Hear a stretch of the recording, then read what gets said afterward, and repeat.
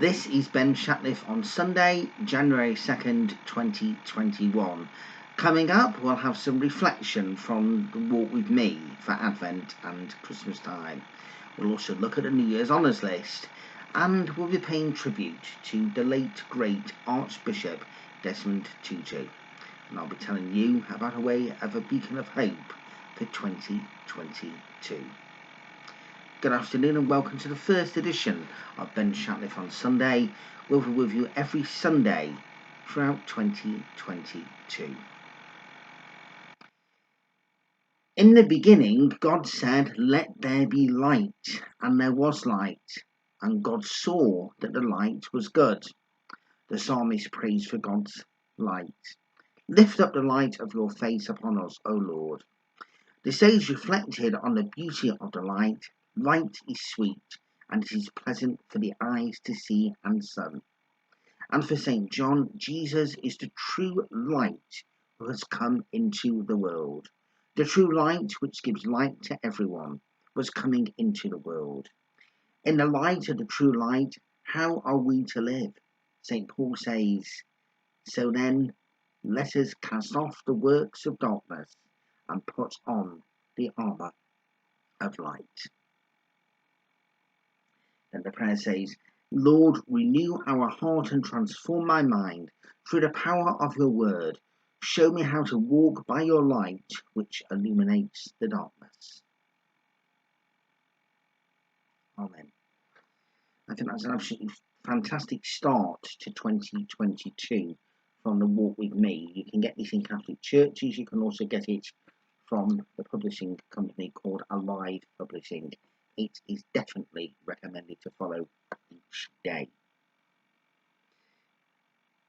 New Year's Honours list has caused some controversy, but when people think about who gets the New Year's Honours or the birthday honours from the Queen and all these various different special recognition, people might just think of certain things rather than everything which has gone on to make that person get that specific award. And congratulations go to Sir Chris Whitty, Dame Jenny Harris, Dame Joanna Lumley, and also to Emma Raducanu, who of course won the American Open back in September. She's not been given a damehood, but she has been given recognition. And there's also many others, even the young boy who raised money for charity during the pandemic as well.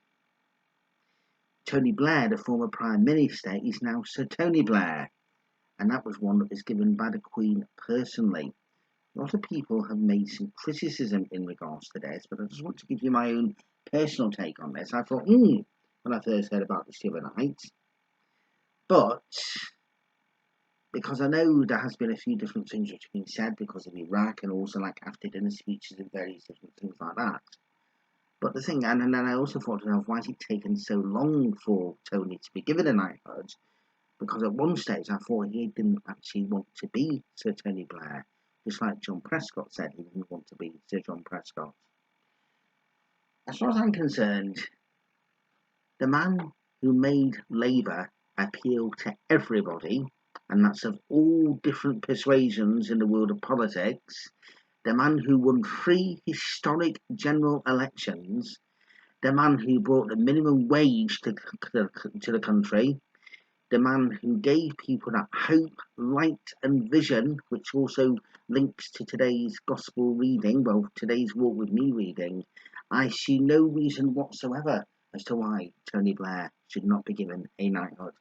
And I'm not just saying that because I've met him on quite a few, many occasions, but the man managed to embrace a political movement with New Labour. It wasn't just him himself, there was others involved. The great Gordon Brown, who I would give a knighthood to at any time, Peter Mandelson, and many others who were all involved. Neil Kinnock started as well. The late great John Smith, who never got the chance to be the Prime Minister. These are all pioneers that brought a movement together in 1997, when we'd had 18 years of the Conservative rule here in Britain. And the man did bring hope and light, could not do anything wrong at all. He won 3 historic general elections, and made the world, well, made the country, our country, a much better place. So my own personal view, I think you've got an idea of that. He deserves it. But many other people you don't hear about also get these recognitions as well. So congratulations, Sir Tony.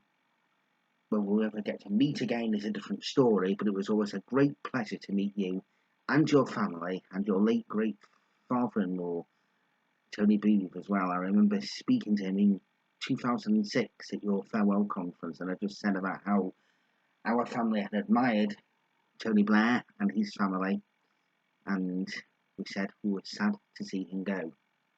But from Tony Blair then became the next Prime Minister, Gordon Brown, who I think was more personal.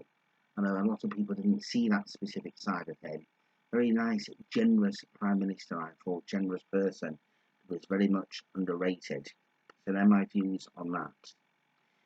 But there's lots of people around the country who get these honours. Some people refuse them, but it is something that is nice to be in that position when you get something. People don't always do things to get recognised. They do it because they want to be able to make that difference.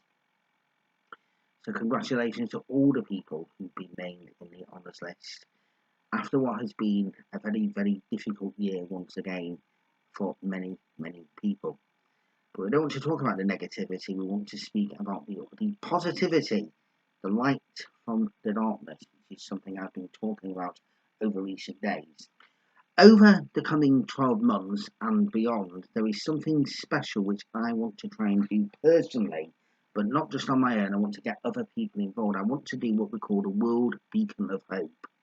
That World Beacon of Hope is to make the difference to every person across the world, but it's to make all the countries in the world exactly the same.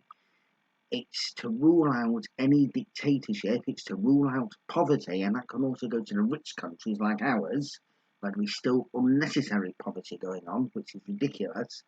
But you've got to think of the poorer countries in the world, in African countries as an example. And in a moment I want to speak about the late great Archbishop Desmond Tutu. But just think about some of the things that he was involved in getting rid of, apartheid. But it doesn't just happen there in South Africa, it happens in most of the other African countries where there's dictators and a whole variety of different things. But it's not just Africa, there's then other countries in the world. We don't need this. People deserve to have the freedom that God gave them. And that is what the World Beacon of Hope is going to be all about. I'll be doing an official launch for that very soon, once I put everything together properly. But if you do want to get involved in the World Beacon of Hope, then drop me a line. You can do it through YouTube, you can do it through all various means of social media. I'm one of these people that lingers that you cannot, well, hopefully, that you don't want to get rid of. So that's just to give you a sparkle of hope there for the World Beacon of Hope for 2022. One final thought I want to leave with you today is the late, great Archbishop Desmond Tutu, whose funeral took place yesterday in South Africa. I didn't get to see all of the funeral, but I managed to see quite a lot of it. And I managed to see the wonderful eulogy that was given by the South African president, which was absolutely fantastic, and I applauded him myself, even though thousands of miles away here in the United Kingdom. When I was growing up in the 1980s, and bearing in mind I was born in 1975, there was a whole variety of various different things that was going on around the whole world. Lebanon, Israel, Palestine, and there was problems that was going on in Africa, fighting, there was the Band-Aid. And even though I was young, I knew some of the stuff that was going on, but not everything that was going on. Even I've been watching Grenada Reports on ITV for the best part of 40 years. In fact, this year is 40 years of watching ITV. So I started from a young age of watching stuff. But one of the figures that was always around was the Archbishop Desmond Tutu. And of course, he was very much involved in not just ending apartheid, but of course getting Nelson Mandela, the late great Nelson Mandela, rightly freed, then of course becoming South Africa's president. One of the memories that sticks in though, and I've mentioned this before for Arch Tutu, as they like to be called, is the World Cup in South Africa in 2010.